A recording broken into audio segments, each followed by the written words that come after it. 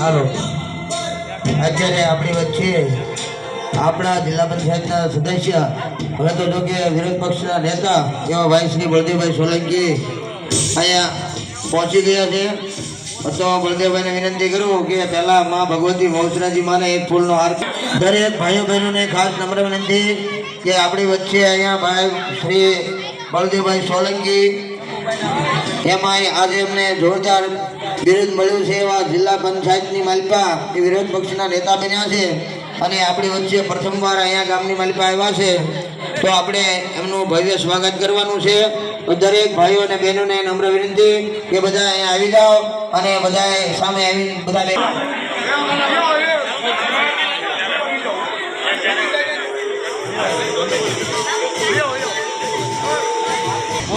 ફૂલાથી સ્વાગત થાય. જોરદાર તાળીઓથી આપણે એમને વધારીએ. આપણે બળદેવભાઈને ફૂલ હાથ પહેરાવી અને એનું સ્વાગત કરશું. હાલો ભાઈ ભાઈ ગોબરભાઈ જયંતિભાઈ બધા નામ નહીં લઈશું. બધા વડીલ મુરબ્બી જેટલા છે એટલા બધા ફૂલ હાથથી સ્વાગત કરશે.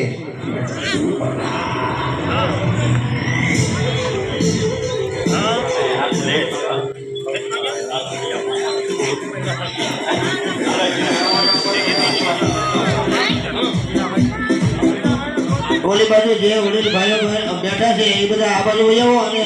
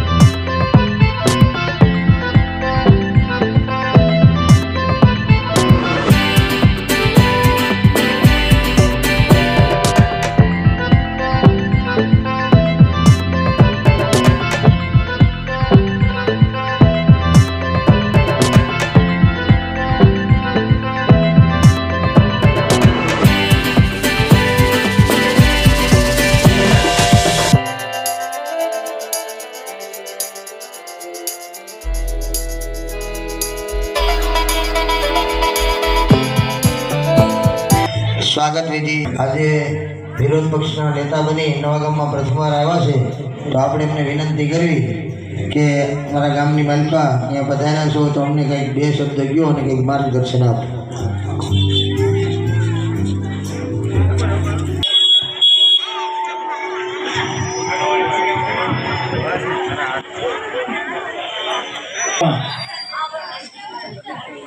આજે સૌ પિતા તુલ્ય વડીલો, યુવાન દોસ્તો, માતાઓ, બહેનો, હંમેશા નવા ગામે જેટલો પ્રેમ માંગ્યો એની કરતા હવાયો પ્રેમ આપ્યો છે, એટલે બધાને નતમસ્તક વંદન કરું છું.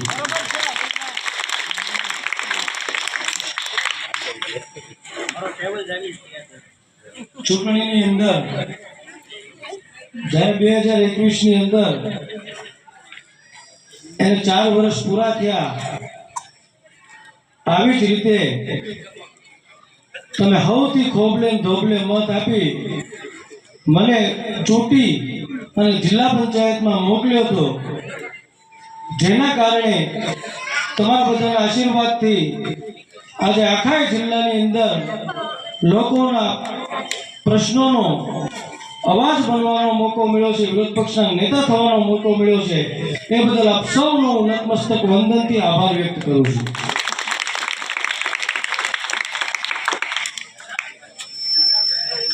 ગઈ ચૂંટણીની અંદર પણ નવા ગામે મને જે પ્રેમ અને હૂંફ આપી છે એનો હંમેશા હું ઋણી રહીશ. જ્યારે જ્યારે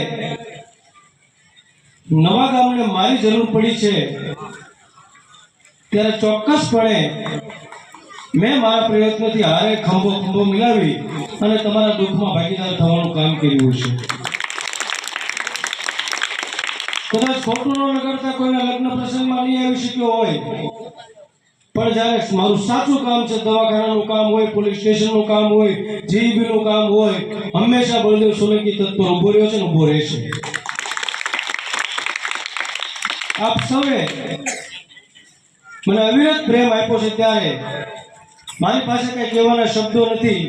આવો ને આવો પ્રેમ એક દીકરા તરીકે મને નવા ગામમાંથી મળતો રહે એવી અપેક્ષા રાખું છું. માતાજીને પ્રાર્થના કરું છું. વડીલોને એક વાત કહેવા માંગુ છું કે તમારા દીકરા તરીકે મારાથી કોઈ શરત ચૂક થતી હોય, કોઈ ગેરમાર્ગે જતો હોય તો ચોક્કસપણે તમે મારું ધ્યાન દોરજો, કાન પકડી અને મને કહેજો કે અહીંયા ખોટું થાય છે, અહીંયા સાચું કરવાની જરૂર છે. આપને આશીર્વાદથી હું ચોક્કસપણે આપને કોલ આપું છું કે ક્યારે તમારું વેણ જવા નહીં દઉં. ક્યારે પણ મારાથી કોઈ ભૂલ થતી હશે, ક્ષતિ થતી હશે, તો ક્ષતિને સુધારવાનું કામ તમારા આશીર્વાદથી, તમારા માર્ગદર્શનથી હું કરીશ, એવું આપણને કોલ આપું છું. આપ સૌએ મને આ જે પદ મળ્યું એ પદને વધારવા માટે અહીંયા ઉપસ્થિત રહ્યા, મને આશીર્વાદ આપ્યા, મારું બહુ મૂલ્ય સન્માન કર્યું. ખરેખર કહેવાના શબ્દો નથી, હૃદય ખૂબ જ ગદગદિત થઈ ગયું છે તમારા આશીર્વાદથી. ચોક્કસપણે જે તમે આશીર્વાદ મને આપ્યા છે એના કરતી હવાયું કામ હું તમારા માટે કરીશ, એના હું કોલ આપું છું. આપ સૌ આવી રીતે મને પ્રેમ આપતા રહો. કુટુંબની ભાવનાઓ જે છે આપણા પરિવારોની અંદર, આખા નવા ગામમાં સૌ એક સંપ થઈને રહીએ છીએ. આવી ભાવનાઓ સાથે નવા ગામના વિકાસની અંદર આપણે આગળ વધીએ, આવી જ અભ્યર્થના સાથે હું વિરમું છું. આપ સૌનો ફરી વખત દિલથી ખૂબ ખૂબ આભાર. Thank you.